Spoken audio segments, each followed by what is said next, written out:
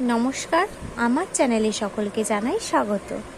আজ আমি তোমাদের দেখাবো ক্লাস 2 এর সেকেন্ড এক্সাম রায়মার্টিন কোয়েশ্চেন ব্যাংকের বাংলা তৃতীয় স্কুল চুচুড়া দেশবন্ধু মেমোরিয়াল প্রাথমিক বিদ্যালয়টির প্রশ্ন উত্তরগুলো।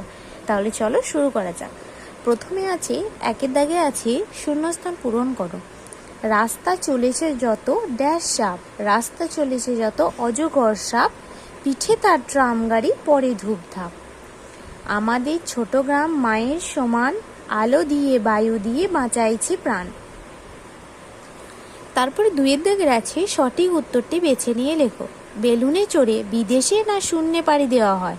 বেলুনে চড়ে শূন্যে পাড়ি দেওয়া হয়। মা চড়াই জাম গাছে না আম গাছে ডিম পেড়েছিল? মা চড়াই জাম গাছে ডিম পেড়েছিল। তারপরে তিনের দাগের আছে অর্থ লেখো। ভেপু, ভেপু শব্দের অর্থ হলো বাঁশি। কিঞ্চিত, কিঞ্চিত শব্দের অর্থ হলো সামান্য।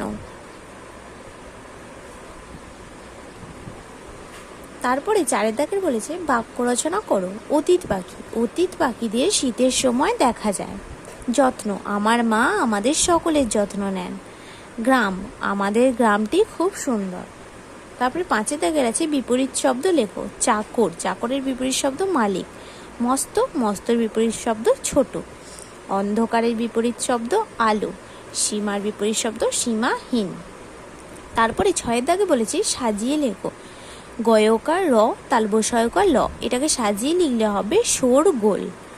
তারপরে আছে হ বর্গীর্য দন্তস্ব, এটাকে সাজিয়ে লিখলে হবে সহজ।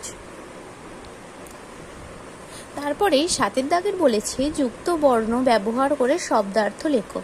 সোনা, সোনাটাকে যদি আমরা লিখি তাহলে কি হবে? স্বর্ণ। ভার, ভারটাকে লিখলে হবে দায়িত্ব।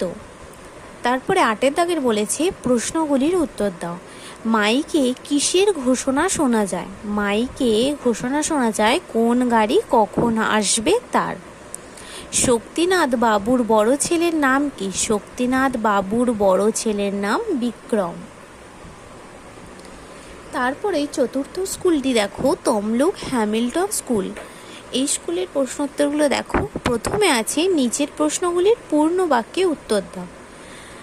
আসছে রে মেঘ ফুরে ফুরে ঘুরে পথের বাঁক, কবি কাদের উদ্দেশ্যে এই কথাটি বলেছেন, কেন বলেছেন? এখানে দুটো প্রশ্ন দিয়েছে যে কবি কাদের উদ্দেশ্যে এই কথাটি বলেছেন আর কেন বলেছেন।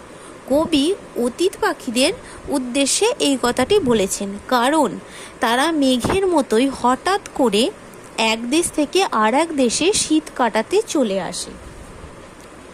তারপরে ঘয়ের দাগের বলেছে আমাদের ছোট গ্রাম মায়ের সমান, আলো দিয়ে বায়ু দিয়ে বাঁচাইছে প্রাণ।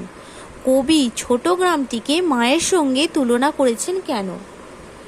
কারণ কবি ছোট গ্রামটিকে মায়ের সঙ্গে তুলনা করেছেন কারণ মা যেমন তার সন্তানকে বুকে আগলে রাখেন তেমন ছোট গ্রামটিও সকল মানুষদের এক সূত্রে বেঁধে রেখেছেন। তারপরে গয়ের দাগে বলেছে বুড়ো দুই ছেলেকে কি দিয়ে কিসের পরীক্ষা করেছিলেন? বুড়ো দুই ছেলেকে কি দিয়েছিলেন? দুজনকে 1 পয়সা করে দিয়ে বলেছিলেন যে এমন জিনিস আনতে হবে যাতে তার ঘর আলোয় ভরে ওঠে। তারপরে ঘয়ের দাগের বলেছে গায়ের জোর আছে বলে গর্ব করা ভালো নয়। কে কাকে এই কথাটি বলেছিলেন? চড়াই পাখি হাতিকে এই কথাটি বলেছিল।